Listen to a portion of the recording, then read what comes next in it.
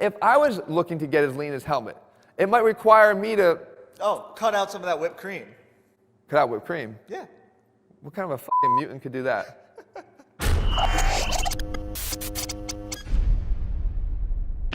What's up, guys? Jeff Cavalier, ATHLEAN-X.com. And Jesse, ATHLEAN-X.com. It's another Ask Jeff video where we're taking your questions and I'm answering them. Jesse, who's up today? All right, we got Joe Mama. Hey, Jeff, How do I get absolutely shredded like this guy? I mean, I know you know a thing or two about being crazy lean, and hell, I'd even settle to be your level lean if I could. Any guidance would be appreciated. Jeez, it's not often I'm the fallback option, you know, for being lean. Okay, here's the thing. It's extremely possible. Really? For people to be as lean as this guy. Absolutely. Yeah, absolutely. As a matter of fact, I think everyone will be there. They will? Yeah, when they're dead. When they're dead. When they're laying as a cadaver in the anatomy lab, they will likely, or when the maggots have gotten them down to that level, they're going to be that lean. Guys, that is an absurd level of leanness. And here's the thing about Joe. I don't even know enough information about him to answer his question, even though I think that is extreme, what he's aspiring to. I don't have enough information. Is he at 8% body fat right now, looking to get a little bit leaner? Or is he talking about getting there and he's like sitting at 45% body fat and has struggled all his life to get any level of leanness?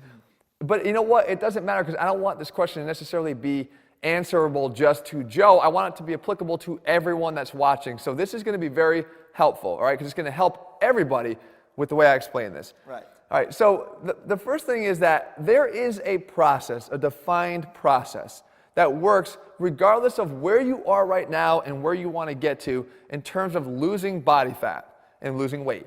And the thing is that this process is tried and true and it works all the time. And I've mentioned it before, and it's about being in a hypocaloric state that allows you to drop your body fat levels and get leaner. Right. Okay, that's not debatable. I like to use an analogy, though, when I talk about this process. And the analogy is creating a hole in the ground. Okay? Now, there's a lot of ways that we can create a hole in the ground. Like, we can go out in the back right now, take out our shovels, and start digging. Oh, or you can wait for a meteor to strike. Okay, or you can wait for a meteor to strike. Oh, but you could give your dog a bone and wait for him to dig a hole in the backyard. Okay. Oh, and last but not least, you can wait for tectonic shift in the plates below the ground, and you get a spontaneous sinkhole. That's a very fast way of getting a hole. You and your disasters. I mean, I'm being prepared. Okay, so regardless of how you want to create your hole in the ground, it's the creating of the hole. And as you dig the hole, the deeper you are, the lower your body fat levels are. Okay, so we know that the deeper you can create your hole, the lower your body fat levels are. Now, what those different methods signify to me are the different ways that people go about losing weight, right? Creating body fat loss, right? And that is, let's say, I don't know, keto and carnivore, or like even different styles of eating, intermittent fasting. You're going to start to restrict the window of within which you eat. It doesn't matter what method you use. Again, they're all being used to become hypocaloric to allow you to start to achieve success. That being said, even within the method that you choose, there are variables that will determine your success or failure using that method. Okay? The second thing is the adoption of this method is always going to require initially some sort of an assessment. Okay. All right, so let me start filling in the blanks about what I'm talking about here. So let's say you were going to follow a keto diet. Okay, not my recommendation to you, but let's say you're going to follow a keto diet. You would have to start making some assessments. All right, what type of foods am I going to need to buy? Right. Because you got to be prepared. What type of foods can I no longer eat that aren't really part of this plan? What are you taking out of your fridge? What am I taking out of the fridge? What do I have to do in terms of preparation? Do I have to, spend extra time preparing the foods that I want to eat? Okay, all these things become considerations, and whether you know it or you don't, you are subconsciously or consciously making these decisions to prepare yourself to succeed on that plan. Maybe you can't even think about preparing foods, and the plan that you need to follow is one that sends food to your house. But all these things are decisions that are made before you start doing it. I, for one, when I started my process way back in my teens, I sat there and I looked at my current diet plan. I needed to make an assessment about what I was doing and where I wanted to be. And where I wanted to be was the magazines that I was reading where there was guys in these bodybuilding magazines eating oatmeal and egg whites for breakfast, and I'm sitting here eating Frankenberry and Entenmann's donuts and Dunkin' Donuts in the mornings. Oh, man. Sounds good, right, Jesse? Sounds delicious. So that's what I was eating. So the thing was, my first assessment was, okay, I can eat oatmeal, but I'm not necessarily ready for bland oatmeal. So I got that maple brown sugar. Oh, the instant oats. The instant oats, and I ate that. And the thing is, I saw success early with that. Because I made, let's face it, a better choice. Even though there's a lot of sugar in that, I made a better choice. And that gave me some early results that made me excited, and it kind of kept me on track. Well, let's get back to the digging of the hole, creating the hole. And I want to stick with the more conventional one, if that's okay, Jesse? Oh, you mean digging with a shovel? Yeah, I don't need the other stuff, right? So the conventional, we're going to dig with a shovel. Even there, we have to make an assessment. What do I want to use to do this? Do I want a shovel that's wider with a flat edge to it? Do I want a shovel that's pointy and narrower? Right? Do I want to get one with a better grip because I'm worried about getting blisters? We make some initial assessments and then we start digging. But once we put our shovels in the ground, okay, we are all following the same process. We are all creating a hole. Whether it happens at the same rate, it gets as big as the other person's, as deep as the other person's, that is where the differences come in. So what creates those differences? Well, I'm sure that people out there have experienced at some point in time the differences between even the people within your own household. I hear it all the time. Husbands and wives will adopt the same eating style. They'll buy the same foods. They'll eat the same foods.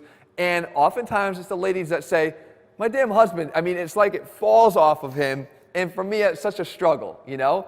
There are differences between people that even when you adopt the same method, even if you're using the same shovel to dig in the ground, you're going to see different rates of success. But as long as you keep digging, you will see success.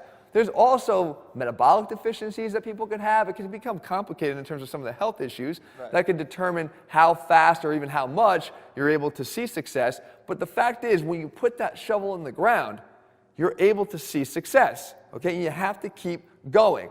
What is also interesting, though, and it gets back to the image that you showed me, which is that Helmut Struble. Strubble? I think he's called the world's most shredded man. Yeah. Right? Okay, so there's the genetic component here. I think Helmut's genetics are so responsible for that look right there. Helmut is not working with shovels, guys. Helmut's working with a goddamn backhoe, okay? And God knows what kind of high-octane fuel he's putting in there. Well, maybe. Okay, the fact is, he's still got a backhoe. And you can be on the other end of the spectrum where you were dealt the silver spoon. In this case, it's not a good thing, like Jesse. Oh, that's not very nice. So if you got the silver spoon, I'm talking about that's what you're digging with. Imagine having to dig that hole with a spoon. It sucks. It sucks, but you know what? If you kept digging, you're going to dig a hole, even with a spoon. It's just going to take you a hell of a lot longer. So what I discourage people from doing is, writing in with these questions and say, how do I get to be as lean as Helmut? Or how do I get to be as lean as Jeff Cavaliere? How do I do this? You can't continue to look at the other people as the goal for where you're going to be, realizing that it's you that's digging your hole, and that's what matters is how you get there. And again, the work ethic, if I'm sitting there over that hole and I am not stopping, and I keep digging that hole all day, but you're over at the pool because that's what you do. With Nana at the Y doing water aerobics. Whatever, you're going in and you're not around, I'm going to have that deeper hole by the end of the day. Right. And even if I was doing it with a spoon, I was able to get that hole dug no matter how deep because I never stopped. But even if Helmut over on his backhoe decided to step away from the machine, that hole's not going any deeper. Right. No matter how powerful that machine is, he stopped digging and he walked away. So you still have to work, and work ethic and consistency is ultimately the #1 determinant of how low you're going to get. But that brings me to this next really important point, and that is what happens when you hit that inevitable obstacle, because you're going to hit a plateau. So when you're digging and all of a sudden that shovel hits rock and you hit ledge, what are you going to do then? And that is the next most important thing that you're going to have to figure out. And for me, that is where you need to do another assessment. You might need a new tool. You might need to start trying something different in order to continue the losses that you achieved initially in terms of your weight loss and your fat loss. I think if you choose the right plan, the one that's built around longevity that you really could follow from the very beginning and do well without feeling too restricted or deprived, that you probably wouldn't have a real problem with continuing with the method that you were using. But you're still going to have to take potentially another assessment of where you start and what it looks like. So for me, again, I looked back and I'm like, okay, the oatmeal's working. But I know that there's like 25 grams of sugar in this packet of maple brown sugar oats. It's not really a healthy oatmeal.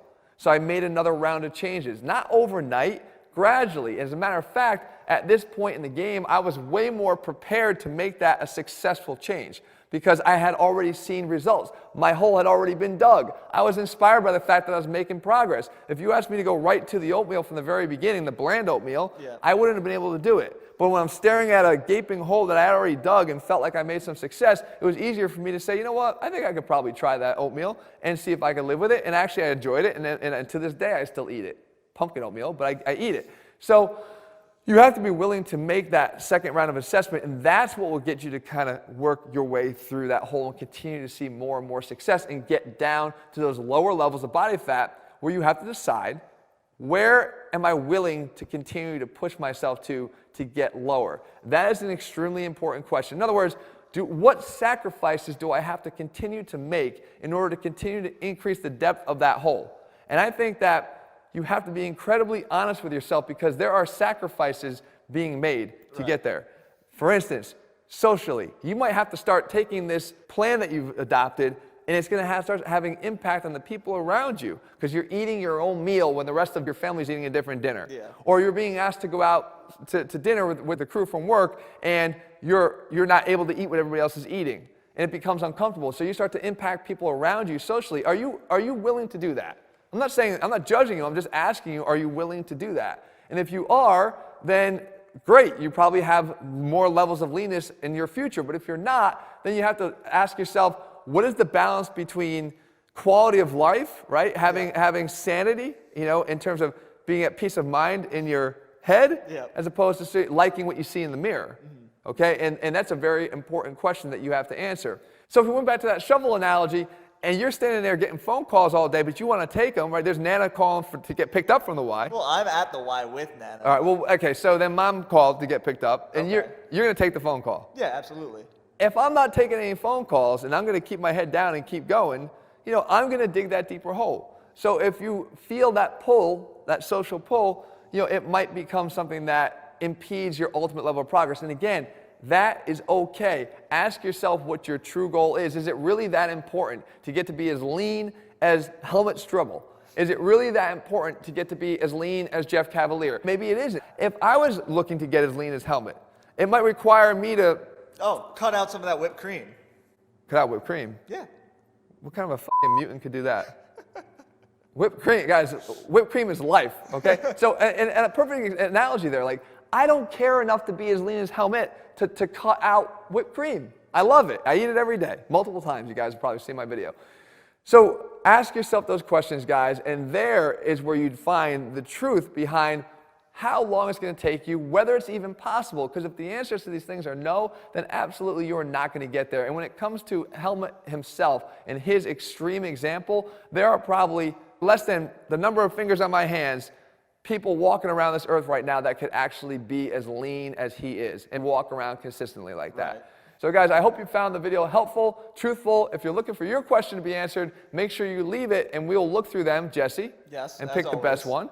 And we'll answer that in a future video of Ask Jeff. If you're looking for programs and actually meal plans, exactly what I eat and follow day by day, and all of our meal plans, they're available at ATHLEAN-X.com. And also, guys, if you haven't done so, click subscribe, turn your notifications so you never miss a new video when we put one out. All right, guys, see you soon.